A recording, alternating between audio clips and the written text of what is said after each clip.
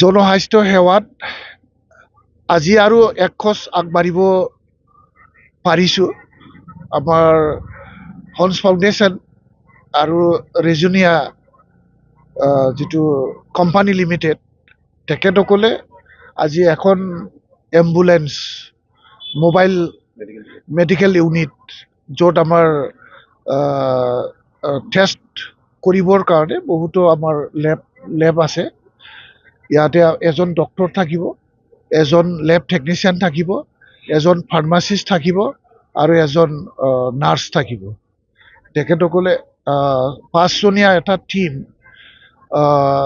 মুঠতে আজিৰ পৰা আমাৰ স্বাস্থ্য সেৱা পৰীক্ষা কৰাৰ কাৰণে প্ৰত্যেকটা গাঁৱত একদম ঘৰত গৈ পেলাই আমাৰ ৰোগীসকল বা প্ৰিলিমিনাৰী যিটো আমাৰ ডাউটফুল পেচেণ্ট আছে, এই ডাউটফুল পেচেণ্ট থকাবিলাকক আমি চেম্পল কালেকশ্যন কৰিম আৰু চেম্পল কালেকশ্যন কৰি পেলাই ইয়াতে লগে লগে টেষ্ট ৰিপৰ্টটো লৈ ল'ব।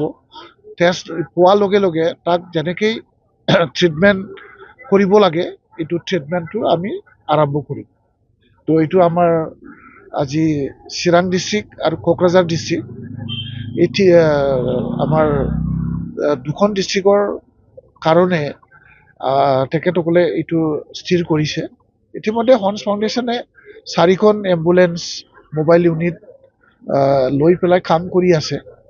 এইটো আৰু এইবাৰ অলপ বেলেগ, ৰেজুনিয়া কোম্পানী নিজেই এই ব্যৱস্থাটো কৰিছে, যাৰ ফলত আমাৰ গাঁৱে গাঁৱে যিটো আমাৰ প্ৰিলিমিনাৰী মানে বেমাৰ আইডেণ্টিফাই লেব বা ব্লাড মানে আমাৰ চেম্পল বা টেষ্ট কৰি পেলাই বেমাৰী চিনাক্তকৰণত আমাৰ যথেষ্ট সহায় হ'ব আৰু এইটো এখোজ ষ্টেপ মানে ওৱান ষ্টেপ ফৰৱাৰ্ড বুলি আমি ক'ব পাৰোঁ। ৰাইজ কিদৰে উপকৃত হ'ব মানে ইয়াৰ বিনামূলীয়া চিকিৎসা হ'ব, ঘৰত গৈ পেলাই টেষ্ট হ'ব, টেষ্টৰ পিছত যিটো আমি নিজেই ট্ৰিটমেণ্ট কৰিব পাৰে ইয়াৰ ট্ৰিটমেণ্টটো হ'ব আৰু যিটো বেমাৰ আইডেণ্টিফাই কৰা হ'ল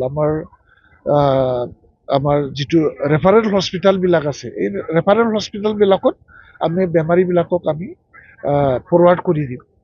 তাৰ ৰাইজৰ উপকাৰ সেইখিনিয়ে যে ঘৰতে থাকি পেলাই বিনা মানে ভয়ত বা বিনা সময় নষ্ট নকৰাকৈ আৰু ডক্তৰক বাট নোচোৱাকৈ আমি নিজেই ঘৰত গৈছোঁ, নিজৰ আমাৰ গাঁৱতে ডক্তৰবিলাক আহি লেব টেকনিচিয়ানবিলাকে আহি পেলাই আমাক স্বাস্থ্য পৰীক্ষা কৰাত আমাৰ যথেষ্ট সহায়ক হ'ব বুলি আমি ভাবিব পাৰোঁ। কিমান দিনত চলিব? কিমান দিনত চলিব?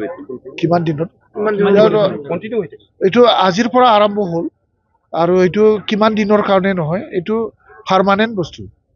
এইটো আমি ইয়াত স্বাস্থ্য সেৱাৰ কাৰণে কাম কৰিবৰ কাৰণে আমি মানে পাৰ্মানেণ্ট তেখেতসকলৰ লগত আলোচনা কৰি আমি এটা আলোচনাৰ মাধ্যমেৰে আমি এই চিকিৎসাটো আগবঢ়াইছোঁ। এইটো পাৰ্মানেণ্ট বস্তু হয়।